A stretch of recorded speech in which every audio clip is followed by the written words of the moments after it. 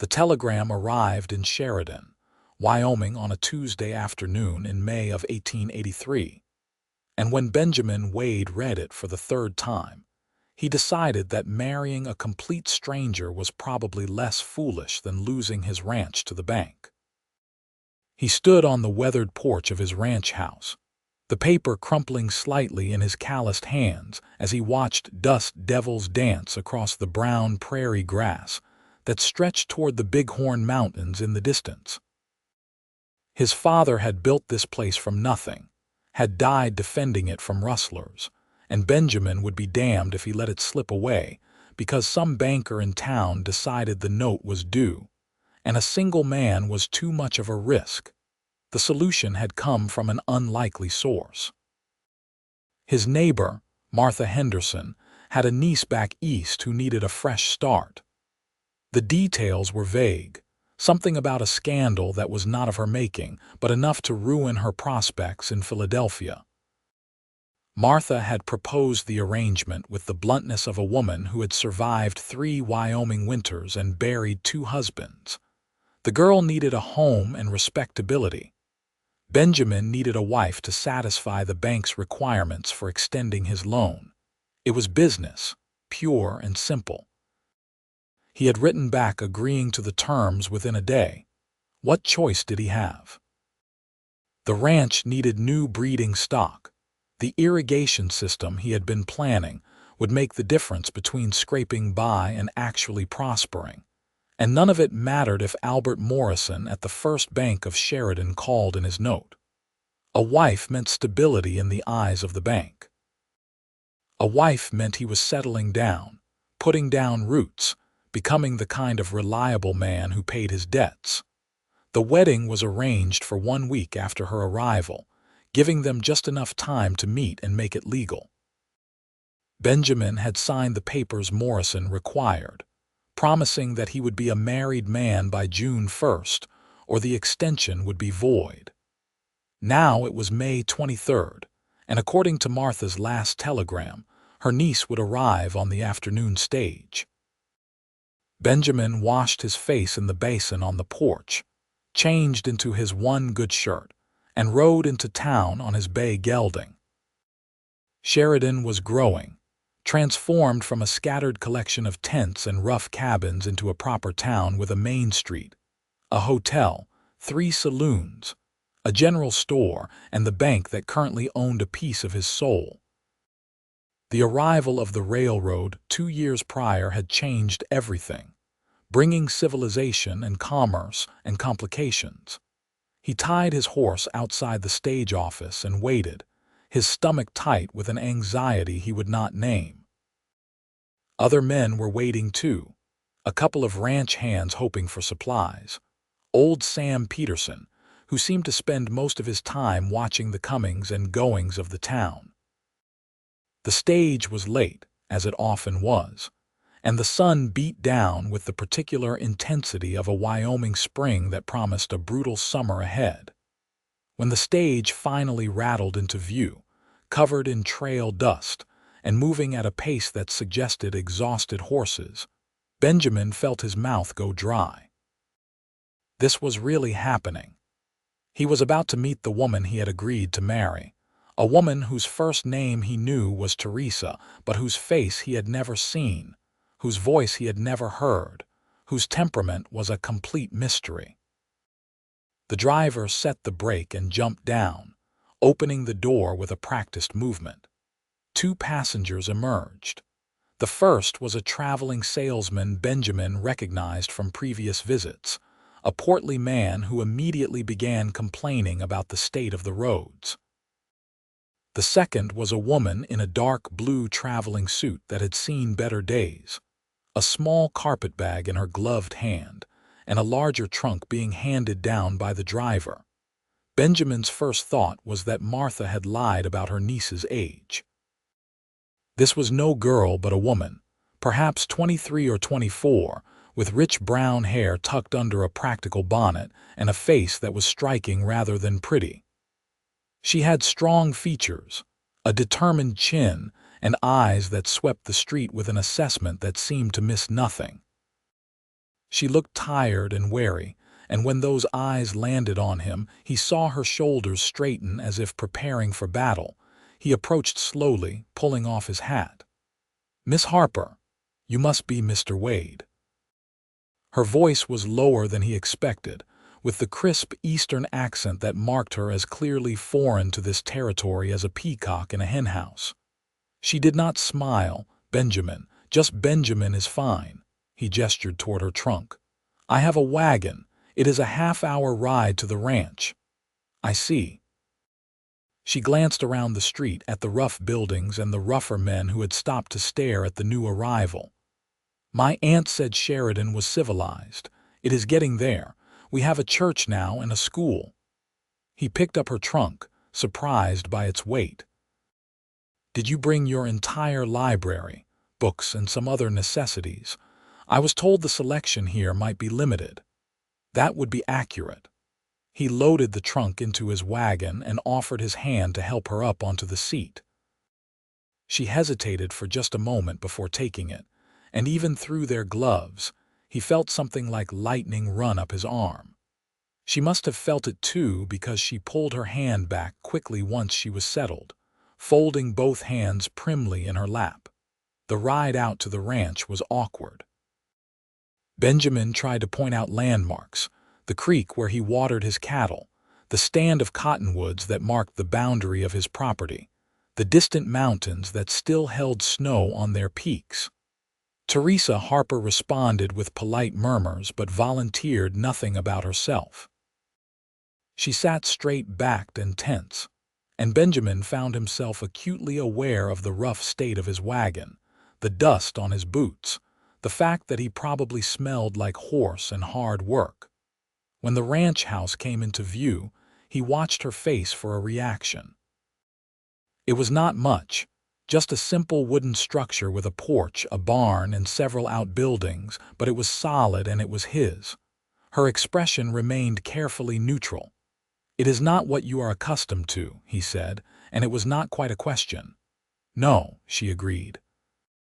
"But then, I am not what you are accustomed to either, I imagine." He pulled the wagon to a stop in front of the house. "Martha said you needed a fresh start. That is all I needed to know." She turned to look at him directly for the first time, and he saw something complicated in her dark eyes.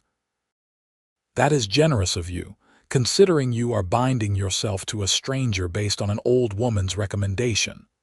I reckon we are both taking a leap." He climbed down and came around to help her, and this time when she took his hand, she did not pull away quite so fast. "I will be honest with you, Miss Harper. I need to be married to keep this ranch. The bank wants proof that I am settled and responsible before they will extend my credit. Without that extension, I lose everything my father built.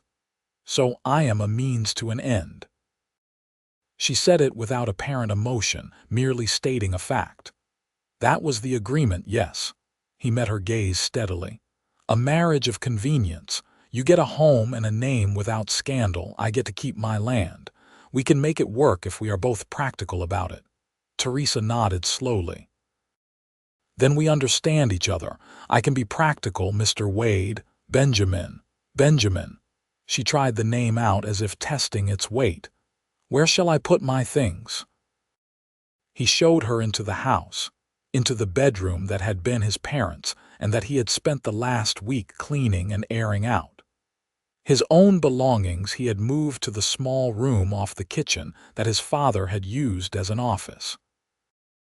She looked around the space with that same careful assessment, taking in the simple furniture, the curtains he had washed himself, the view of the prairie through the window. "It is clean," she said finally. "Thank you for that. I will bring in your trunk. I imagine you would like to wash up. There is a pump in the kitchen, and I can heat water if you want a bath." "That would be welcome." She removed her bonnet, and he saw that her hair was thick and pinned up in a style that was probably fashionable in Philadelphia, but looked far too elaborate for Wyoming. She caught him looking, and something that might have been amusement flickered across her face. "I suppose I will need to adapt my habits to my new circumstances." He found himself wanting to tell her that she did not need to change anything, that she could wear her hair however she liked. But that seemed like a strange thing to say to a woman he had known for less than an hour. Instead, he went to haul in her trunk and to heat water on the stove, and tried to figure out how two practical strangers were supposed to build a life together. That evening, they sat at opposite ends of his small kitchen table and ate the stew he had prepared that morning.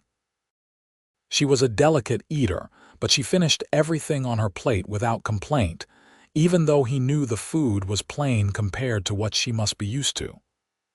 "The wedding is arranged for Saturday," he said, breaking the silence, "at the church in town. Martha will be there, and I have asked my foreman Jack Sullivan and his wife Mary to stand as witnesses. 3 days from now." Teresa set down her fork carefully. "Very well, if you need more time. To what purpose?" She looked at him with those direct eyes. "We have made an agreement." "There is no benefit to delaying." "I suppose not." He pushed his own plate away. "I want you to know that I will respect your privacy. This does not have to be a real marriage unless you want it to be. You will have your own space, and I will not make demands on you." Something flickered in her expression again, there and gone too quickly to read. "That is considerate of you. It is only fair." "Fair." She repeated the word as if it were foreign. "I am not sure fairness has much to do with either of our situations, but I appreciate the sentiment." She stood, gathering their plates.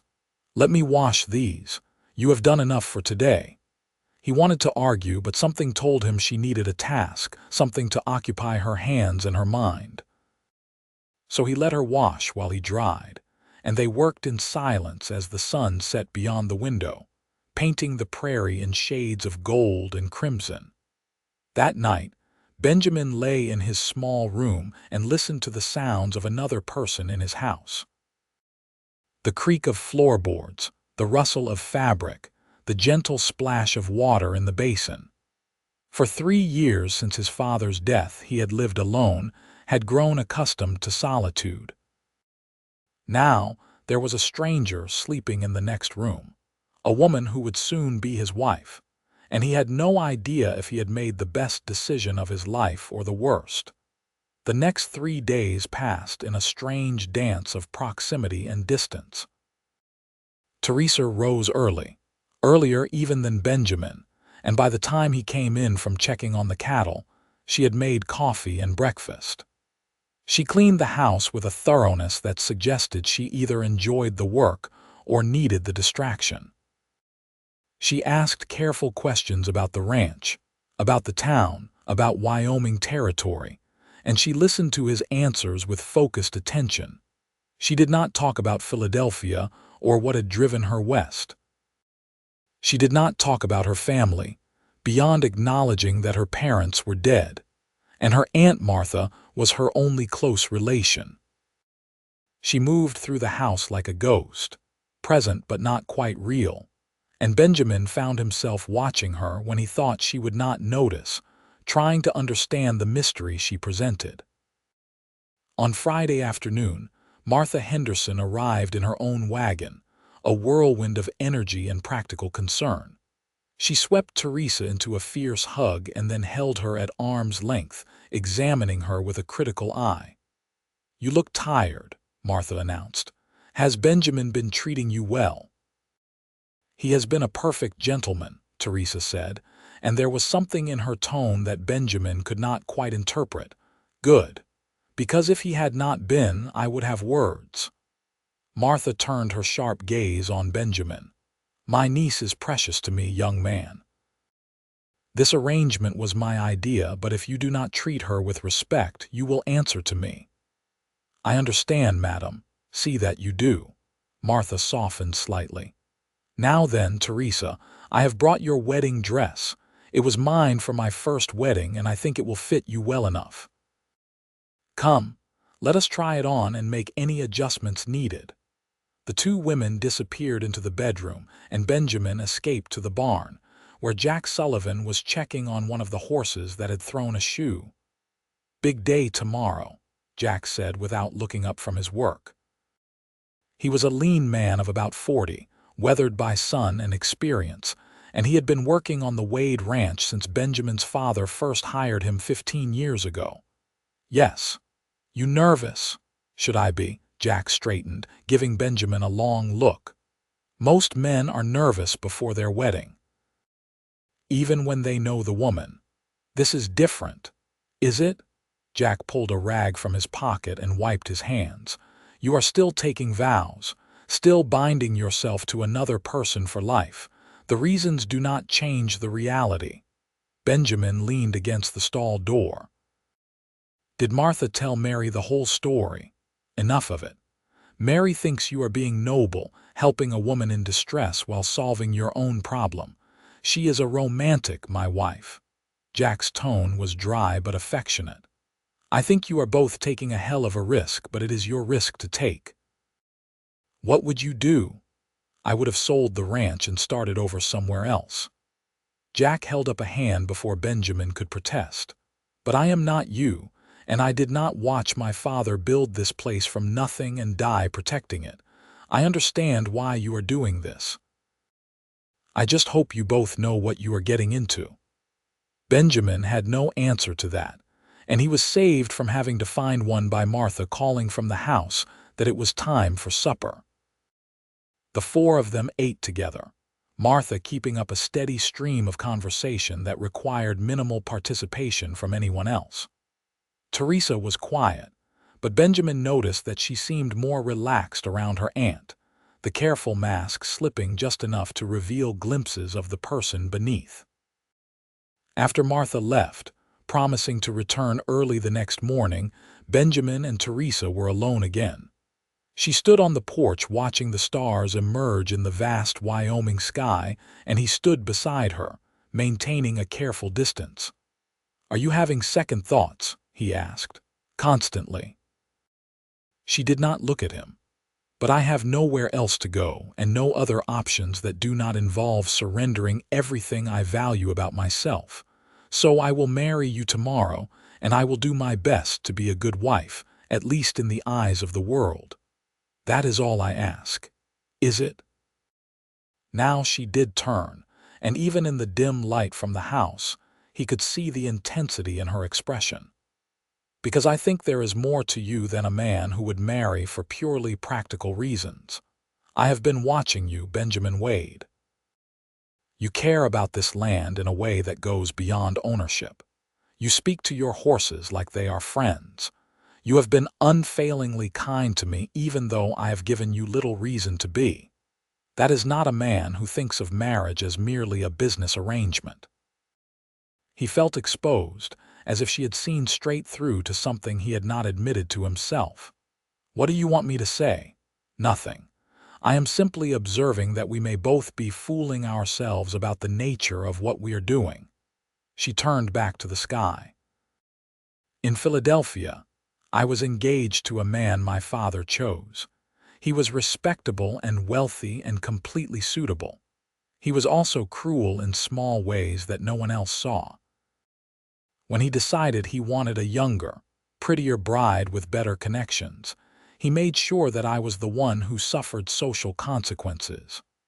I broke the engagement, you see, after I discovered him with another woman. But somehow the story that spread was that I was the faithless one, the one with questionable morals." Benjamin felt anger rise in his chest. "That is not right." "No, it is not. But it is the way of the world, at least the world I came from."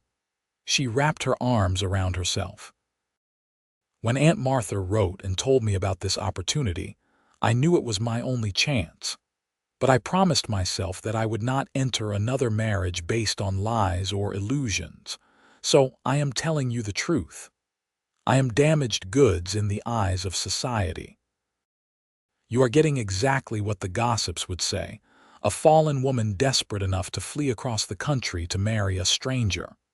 You are not damaged." The words came out more forcefully than he intended.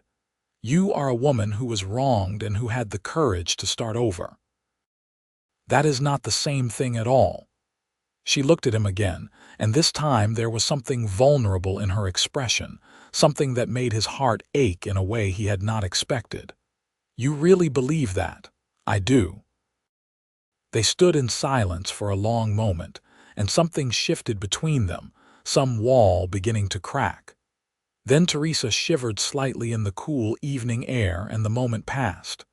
"You should get some rest," Benjamin said. "Tomorrow will be a long day." She nodded and went inside, and he stayed on the porch until the stars were fully out, trying to understand what was happening to him. This was supposed to be simple, a practical arrangement, a solution to mutual problems.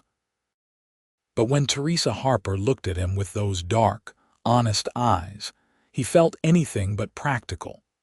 The wedding took place at 2 o'clock on Saturday afternoon in the small wooden church that served Sheridan's growing population. The Reverend was a kind-faced man named Peter Walsh who had known Benjamin since he was a boy. If he had doubts about the hasty nature of the marriage, he kept them to himself, focusing instead on the solemnity of the vows. Teresa wore Martha's dress, a simple gown of ivory silk that somehow fit her perfectly. Her hair was arranged in a softer style, with small white flowers that Martha had brought tucked among the dark waves.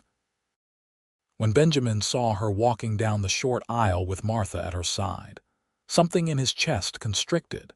She was beautiful. Not in the delicate, fragile way that men usually described beauty, but in a way that suggested strength and dignity and grace under pressure. She met his eyes as she approached, and he saw nervousness there, yes, but also determination.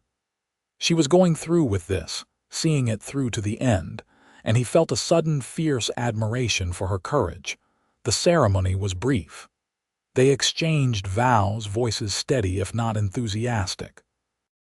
Benjamin slipped a simple gold band onto her finger, one that had belonged to his mother.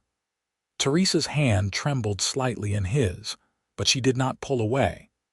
When Reverend Walsh pronounced them husband and wife, Benjamin leaned in to give her the expected kiss, planning a brief, chaste touch of lips. But then Teresa smiled. It was the first time he had seen her really smile, not the polite expression she used when being formally courteous, but a genuine smile that lit up her entire face.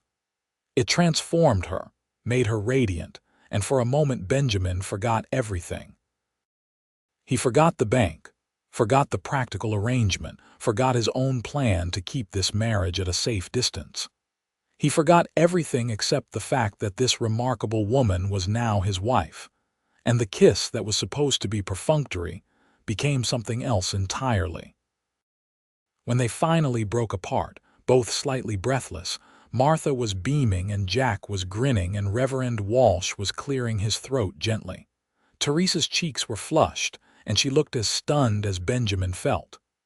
"Well," Martha said into the silence, "I think that went very well indeed."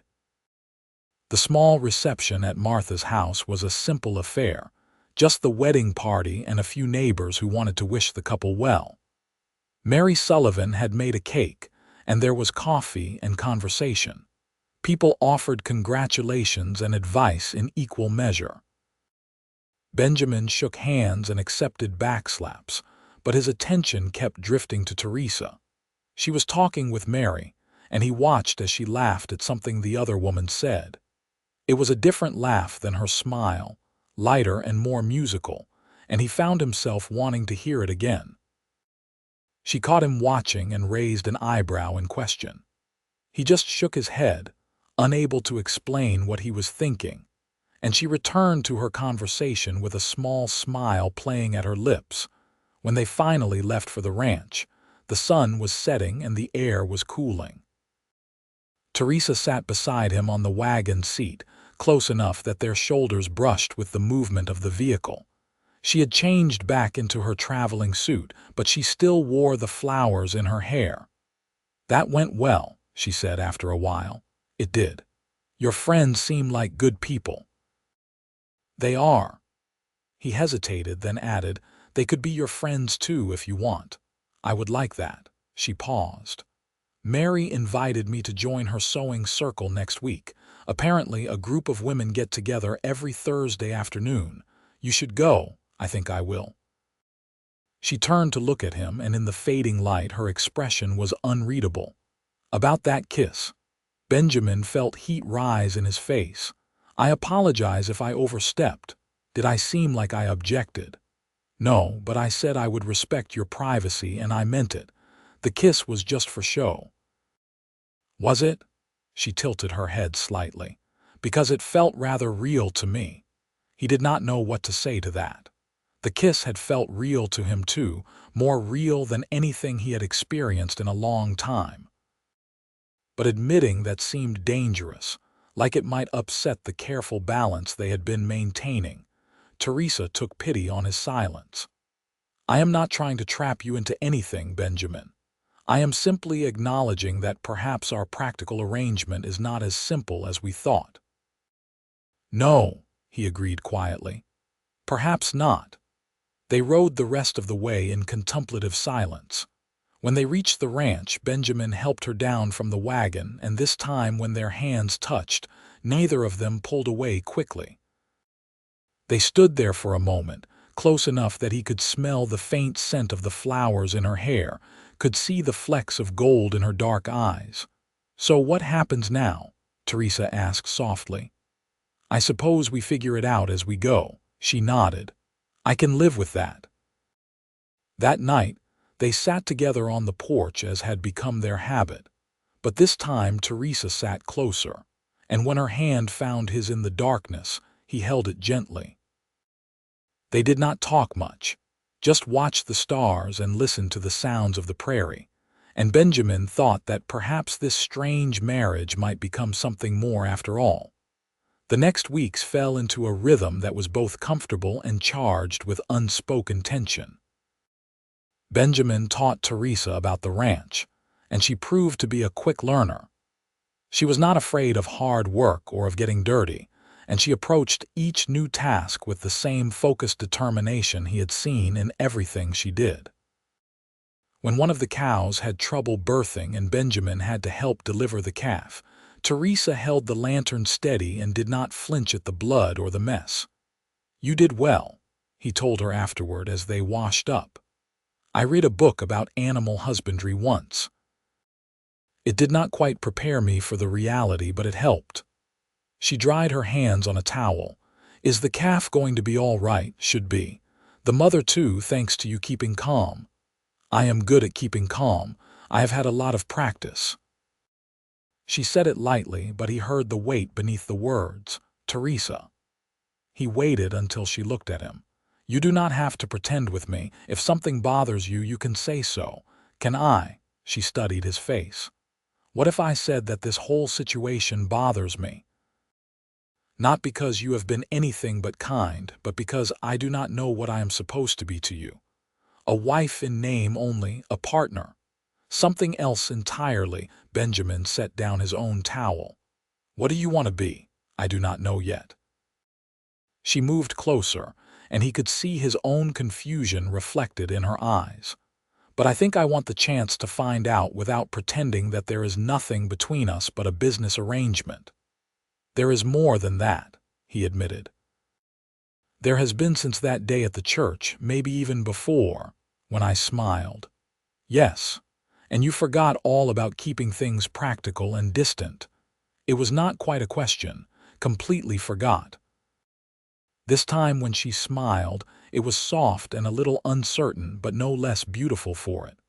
Good, because I forgot too. He kissed her then, properly this time, without an audience or the excuse of ceremony. She kissed him back with a hesitant passion that made his pulse race. When they broke apart, both breathing hard, he rested his forehead against hers.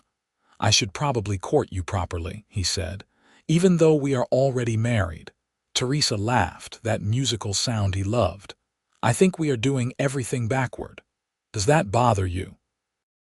Surprisingly, no. She pulled back just enough to meet his eyes. Court me then, Benjamin Wade. Let us see if we can build something real out of this convenient arrangement. So he courted his own wife and found it both ridiculous and wonderful. He brought her wildflowers from the prairie, and she pressed them between the pages of her books. He took her riding to his favorite places on the ranch, the high meadow where elk grazed in the early morning, the bend in the creek where cottonwoods provided shade from the summer heat. She packed picnic lunches, and they ate together while he told her stories about growing up in Wyoming territory, and she told him about her childhood in Philadelphia, carefully editing around the painful parts.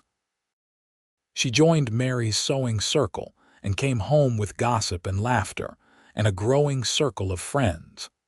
Benjamin watched her bloom under the attention and acceptance of the other ranch wives, saw her begin to relax in a way she had not those first weeks.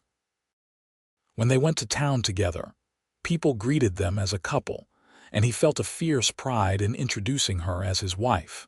In early July, Albert Morrison called Benjamin into the bank. Benjamin went with his stomach tight, wondering if somehow he had failed to meet some requirement, if the arrangement would be voided after all. But Morrison simply wanted to inform him that the loan extension had been approved, and to congratulate him on his marriage. "You seem settled," Morrison said, shaking Benjamin's hand.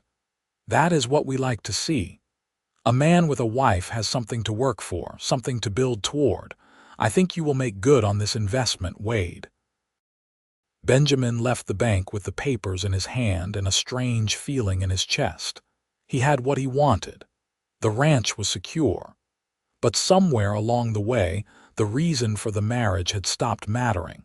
He was not staying married to Teresa because of the bank.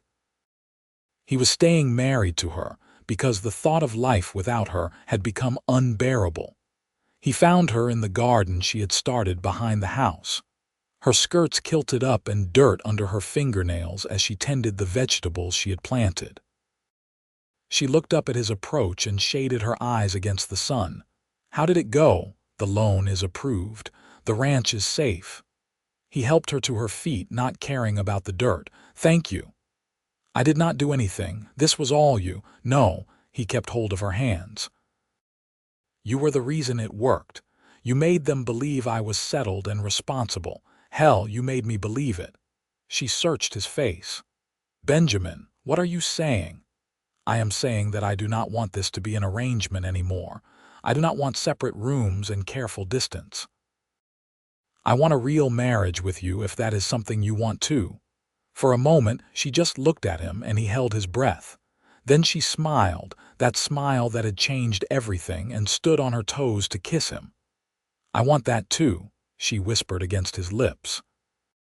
"I have wanted it for weeks now, but I was afraid you were just being kind." "I am not that kind." He kissed her again, longer this time, and when they finally broke apart, they were both grinning like fools. "Move your things into my room tonight, bossy." But she was laughing. "Yes, all right. Tonight." That evening, he helped her carry her belongings from the larger bedroom to the smaller one that had become theirs. It felt momentous and ordinary all at once, this physical confirmation of what had been growing between them all along. When everything was arranged to her satisfaction, they stood together in the doorway and looked at their shared space. "No regrets?" he asked. "Only that we wasted so much time being sensible." She turned into his arms. "Make love to me, Benjamin, properly. As your wife, not your convenient arrangement." He did, with a tenderness and passion that surprised them both. Afterward, lying tangled together in the narrow bed, Teresa traced patterns on his chest and Benjamin played with her hair, and they talked in whispers about everything and nothing until they fell asleep in each other's arms. The rest of the summer passed in a haze of work and growing love. The ranch prospered under their joint efforts. Teresa proved to have a head for numbers and took over the account books, finding inefficiencies that Benjamin had never noticed. She suggested improvements to the irrigation system that saved water and labor. She learned to ride well enough to help with the cattle when extra hands were needed. But it was not all work. They stole moments together whenever they could. Kisses in the barn, long conversations on the porch after dark, making love with increasing confidence and joy. Benjamin found himself laughing more than he had in years, found that Teresa had a wicked sense of humor once she felt safe enough to show it. She told him stories about Philadelphia society that made him grateful for Wyoming's rough edges, and he shared his dreams for the ranch's future. In August, Martha came for a visit and took one look at them before announcing that she had done good work. "I knew you two would suit," she said smugly. "I could tell just from the letters. You are a meddling old woman," Teresa told her affectionately. "I am, and I am very good at it." "Look how happy you both are." Martha's expression softened. "Truly, my dear, I am glad. You deserve happiness after what you went through." "I am happy," Teresa confirmed, and Benjamin watched his wife embrace her aunt and felt his heart swell with gratitude for the woman who had brought them together.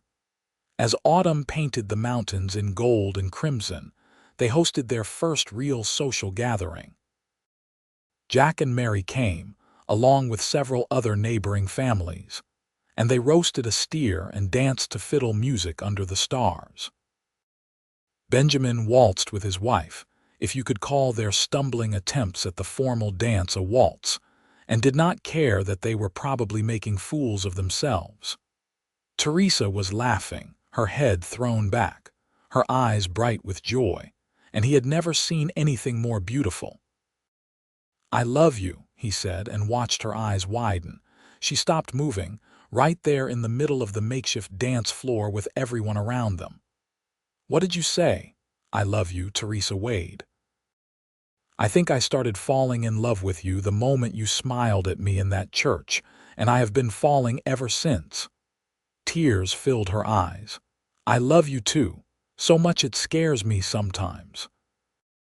He kissed her in front of everyone, a long, thorough kiss that earned hoots and hollers from their guests. When they broke apart, both red-faced and grinning, Mary was dabbing at her eyes and Martha was looking insufferably pleased with herself.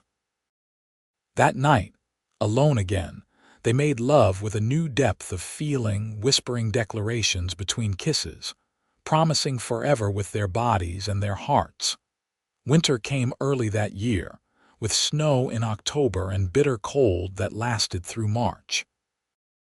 They spent long evenings huddled by the fire, reading aloud to each other from Teresa's books, playing cards, talking about their hopes for the future. Benjamin taught Teresa to play chess, and she beat him within 2 weeks. She taught him to appreciate poetry, reading it aloud in that Eastern accent he now found charming. When the isolation of winter began to wear on them both, they bundled up and rode out together to check on the cattle, marveling at the stark beauty of the snow-covered prairie. Once, caught in a sudden storm, they took shelter in the line shack on the far edge of the property and made love on the narrow cot while wind howled outside, laughing at their own recklessness. "We are going to freeze to death," Teresa said, shivering against him afterward. "Not if I have anything to say about it." He pulled her closer, wrapping them both in every blanket he could find. "Besides, what a way to go." She swatted his chest but snuggled closer. "I never imagined that Wyoming winters would be this brutal." Having second thoughts about leaving Philadelphia, not even for a moment, she tilted her face up to kiss him. "I would freeze in a lined shack with you every winter for the rest of my life rather than spend another day in that world. You say the sweetest things. I mean them." "I know you do. That is what makes them sweet." In January, Teresa told him she was pregnant. She was nervous, he could tell, watching his face carefully for his reaction. He lifted her off the ground in a spinning hug that made her shriek with laughter. "Careful, you will make me dizzy." "I am going to be a father." He set her down gently, hands immediately going to her still flat stomach. "We are going to be parents. Are you happy?" she asked, and he heard the vulnerability beneath the question. I am terrified and thrilled and so happy I could burst." He kissed her forehead, her nose, her lips. "We are going to need a bigger house. The baby will not care about the size of the house. But any child of yours will want a library, and we do not have room for that many books." She laughed, and he felt the last of her nervousness fade. "Then I suppose you had better start building an addition." He did exactly that. All through the late winter and into spring, he worked on expanding the house. Jack helped, and some of the neighbors came for a barn raising that was actually a house raising. Teresa fed them all and watched the structure take shape with wonder in her eyes.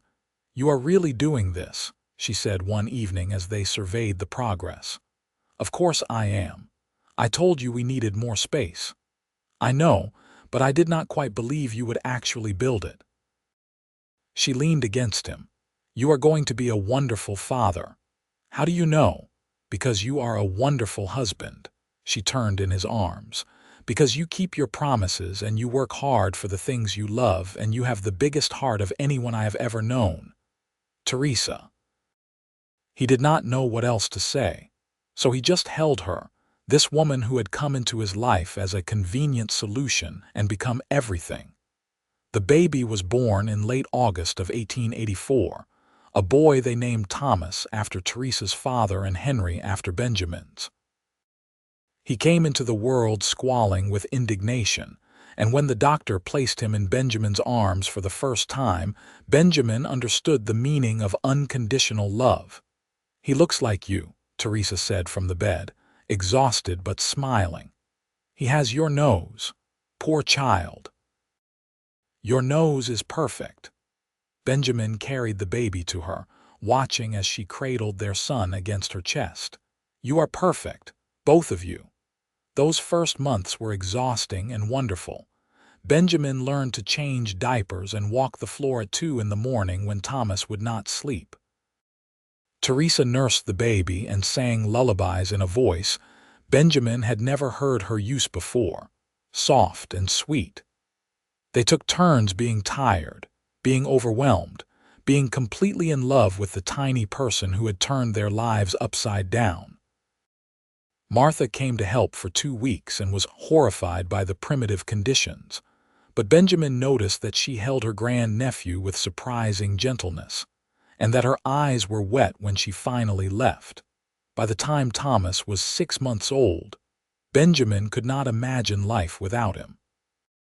The boy had his mother's determination and his father's stubbornness, and he approached the world with a curiosity that suggested he would be a handful when he got older. Teresa doted on him but also maintained her work on the ranch, strapping the baby to her back while she worked in the garden or kept the accounts. "You do not have to do so much," Benjamin told her more than once. "I want to. This is my home too, my ranch. Besides, I like being busy." She paused in her work to look at him. "Are you happy, Benjamin? Really happy?" "More than I ever thought possible." He kissed her, then kissed the top of Thomas's head. "You gave me everything I did not know I needed. We gave it to each other." She smiled, and he still felt the same flutter in his chest that he had felt the first time he saw that smile. "I agreed to a marriage of convenience. Then I saw you waiting for me at the altar, and I started to hope.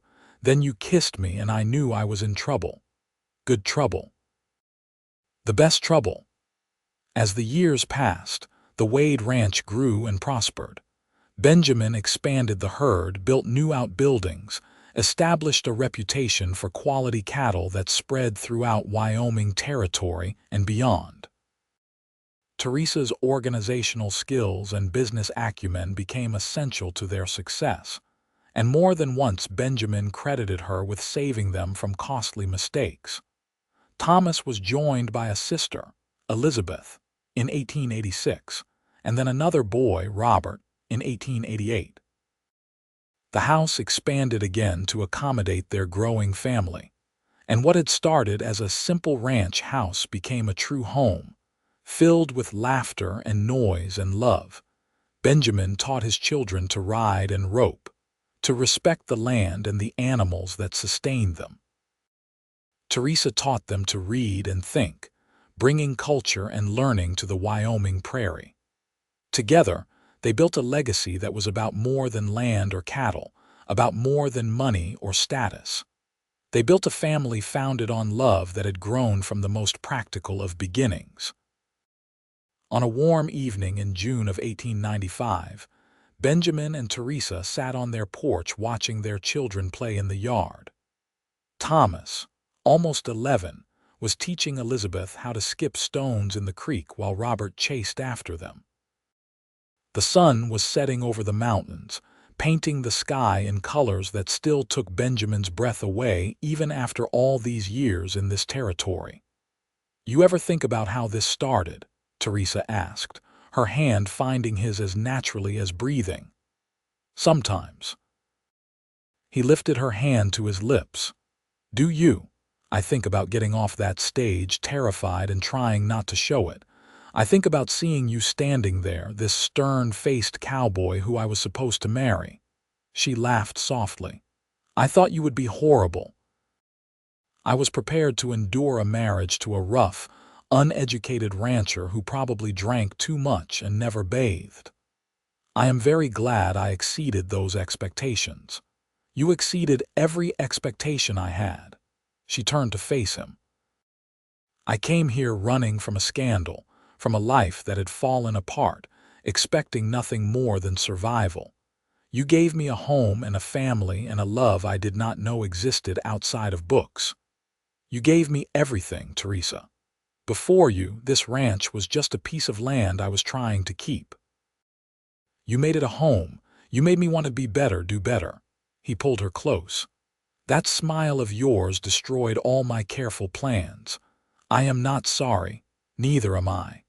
He kissed her, long and sweet, and heard their children making mock gagging sounds that made them both laugh. "Not sorry at all." Elizabeth ran up to the porch, her dark hair flying behind her. "Papa, Thomas says girls cannot be ranchers. Tell him he is wrong. He is very wrong." Benjamin lifted his daughter onto his lap. "Your mother is the best rancher I know." "That is what I said." Elizabeth turned to stick her tongue out at her brother. "Elizabeth Grace Wade, that is not ladylike," Teresa said, but she was smiling. "Mama, you said ladylike is less important than being honest and brave. I did say that, did I not?" Teresa met Benjamin's eyes over their daughter's head, and he saw his own amusement reflected there. "Very well, but perhaps we can be honest and brave without the tongue sticking out." As the children ran off again, arguing good-naturedly, Benjamin thought about the telegram that had changed his life 12 years ago. He had agreed to a marriage of convenience out of desperation, never imagining that it would become the foundation of everything good in his life. Wyoming had become a state in 1890, and the wild territories they had known were slowly being civilized. Sheridan had grown into a proper town with paved streets and electric lights. The bank that had once held his fate in its hands was now happy to extend him credit whenever he asked. The Wade Ranch was one of the most successful in the region, and Benjamin Wade was considered a pillar of the community. But none of that mattered as much as the woman sitting beside him, the children playing in the yard, the home they had built together from nothing more than an agreement and a smile. "What are you thinking?" Teresa asked. "That I would make the same choice 1,000 times over. Even though you did not know what you were getting, especially because I did not know." He drew her closer. "Sometimes the best things in life are the ones we never planned for." She rested her head on his shoulder, and they sat in comfortable silence as the stars began to emerge in the darkening sky. Inside the house, the clock chimed the hour. In the barn, the horses nickered softly. Somewhere in the distance, a coyote called to the rising moon, "Benjamin." Teresa said after a while, "Yes, thank you for taking a chance on a convenient arrangement with a stranger. Thank you for smiling at me in that church and making me forget every sensible plan I ever had." She laughed, and the sound carried across the prairie like music. Their children came running when she called them in for the night, dirty and happy and protesting that it was too early for bed. Benjamin herded them inside, listening to their chatter and Teresa's patient responses, and felt a contentment so deep it was almost painful. This was what mattered. Not the land or the cattle or the bank accounts. This family, this love, this life they had built from the ashes of their separate disappointments. A marriage of convenience had become the greatest love story either of them could have imagined. Later, after the children were finally asleep and the house was quiet, Benjamin and Teresa lay together in their bed, the window open to let in the cool night air. She traced the lines of his face in the darkness, and he caught her hand and kissed her palm. "I love you," she whispered. "I love you too." He pulled her close, breathing in the familiar scent of her hair. "Always have, always will, even when I am old and gray, especially then." He kissed her forehead. "We will sit on that porch when we are ancient, watching our grandchildren play, and I will still see the woman who stepped off that stage and changed my whole world." That is very romantic for a practical cowboy. You bring out the romantic in me. She kissed him, and passion flared between them as it always had, as he hoped it always would. They made love slowly, savoring each touch, each kiss, the familiar pleasure of bodies that knew each other well. Afterward, she fell asleep in his arms, her breathing deep and even. Benjamin lay awake a while longer, listening to the sounds of his sleeping household. His wife, his children, his home. Everything he had fought for, worked for, built. Everything that had started with a desperate agreement and a smile that had undone him completely. He had agreed to a marriage of convenience, and in doing so, had found the love of his life. The irony was not lost on him, but he was grateful for it all the same. Some men searched their whole lives for what he had found by accident, and he knew better than to take it for granted. Outside, the Wyoming night spread vast and dark above the ranch that bore his name. Inside, his family slept safe and warm. And Benjamin Wade, the cowboy who had married a stranger to save his land, held his beloved wife close and counted himself the luckiest man alive. The years continued to unfold with the steady rhythm of ranch life. Thomas grew into a strong young man who shared his father's love for the land and his mother's sharp mind. He took to ranching naturally, but he also had his mother's love of books and spent evenings reading everything he could find about modern ranching techniques and agricultural science. Elizabeth proved to be as stubborn as her mother had predicted, insisting on learning everything her brother learned, and then some. She had a way with horses that amazed even Jack Sullivan, who was not easily impressed. By the time she was 15, she could outride most of the ranch hands and had firm opinions about everything from breeding programs to the best grass for winter grazing. Robert was quieter than his siblings, more thoughtful, but he had a gentle way with the animals and a gift for noticing things others missed. He was the one who spotted when a cow was going lame before she showed obvious signs, who noticed when a fence needed mending before it failed. Benjamin often said that Robert saw the world differently, and it was a compliment. In 1898, when statehood had been established for 8 years, and the new century loomed on the horizon, Benjamin and Teresa celebrated their 15th wedding anniversary.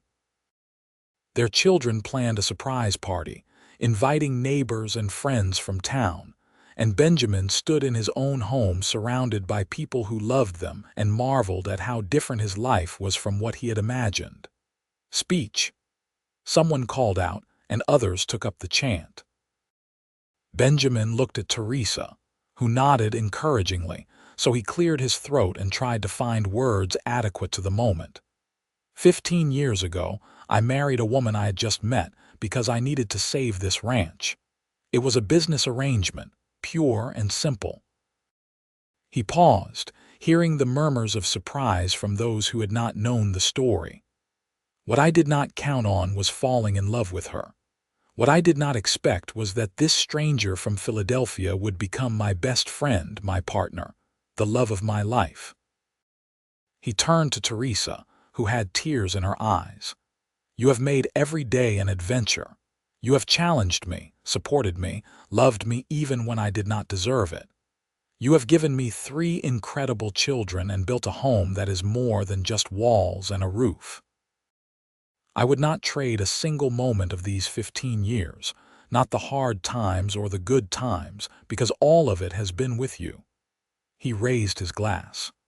To my wife, Teresa Wade, the best decision I ever made, even if I did not know it at the time. Everyone cheered and drank, and Teresa crossed the room to kiss him, not caring about their audience. When she pulled back, she was smiling that smile, the one that still made his heart skip a beat. I love you, she said softly. I love you too. The party continued late into the night, with music and dancing and more food than any group should reasonably consume. Benjamin danced with his wife, with his daughter, with Mary Sullivan and Martha Henderson, who had made the trip from her own ranch for the occasion. He watched his sons dance with the daughters of neighboring families and recognized the shy glances and blushing smiles of young attraction. They are growing up, Teresa said, following his gaze, too fast. That is the way of things. She leaned against him. But we have raised them well. They are good people. Because of you, because of both of us. She looked up at him. We did this together, Benjamin, built this life, raised these children, created something lasting. I could not have done any of it without you. You would have managed, but I am glad you did not have to. She smiled. I am glad we found each other, even in such an unconventional way. As the new century dawned, the Wade family adapted to changing times while holding fast to the values that had always guided them. The ranch continued to thrive, incorporating new techniques and technologies, without losing the essential character that Benjamin's father had established so many years ago.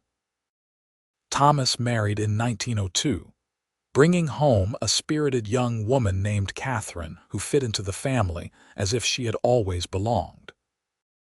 Elizabeth scandalized some of the neighbors by declaring that she would not marry unless she found a man who could ride as well as she could, and was smart enough to know that she would never be content as just a housewife. She eventually found such a man in James Peterson, the son of old Sam Peterson, and they married in 1904 in a wedding that was more rodeo than formal ceremony. Robert took his time, studying at the new university in Laramie, before returning to the ranch with new ideas and a degree in animal science. He married a teacher named Alice in 1907, and she brought music and art back to the ranch house in ways that delighted Teresa. Benjamin and Teresa became grandparents with joy and wonder, spoiling their grandchildren shamelessly while maintaining that they were simply making up for lost time. They watched their family grow and spread, branches of a tree that had started with a simple agreement and a smile. In 1910, on a summer evening much like the one so many years before, Benjamin and Teresa sat on their porch. They were older now, his hair more gray than brown, her face lined with the passage of time, but when she smiled at him, he still saw the woman who had stepped off that stage in 1883. You remember the first night we sat here together, she asked. I remember all of them. Liar. There have been too many to remember all of them. Then I remember the important ones. He took her hand, noting how comfortable it felt, how right. I remember being terrified that I had made a terrible mistake, marrying a stranger. And had you? The biggest mistake was thinking it was a mistake. He brought her hand to his lips. You were the best thing that ever happened to me. Even better than saving the ranch. The ranch means nothing without you. It never did. He shifted to look at her directly. I think I knew that even then, standing in that church. When you smiled at me, I forgot about the bank and the loan and the practical reasons. I just saw you and something in me knew. Knew what? That you were going to change everything. She leaned her head on his shoulder, and they sat in the comfortable silence of long companionship. Inside the house, they could hear their grandchildren playing, the sound of the next generation making memories in the home Benjamin and Teresa had built. "We had a good life," Teresa said softly. "We have a good life," Benjamin corrected. "It is not past tense yet." "No, I suppose it is not," she laughed. "I plan to sit on this porch with you for many more years, watching our grandchildren grow and probably spoiling them terribly." "That sounds perfect to me." The years continued to roll forward, as they always did. The ranch passed gradually into the capable hands of their children, though Benjamin and Teresa remained active and involved well into their 70s.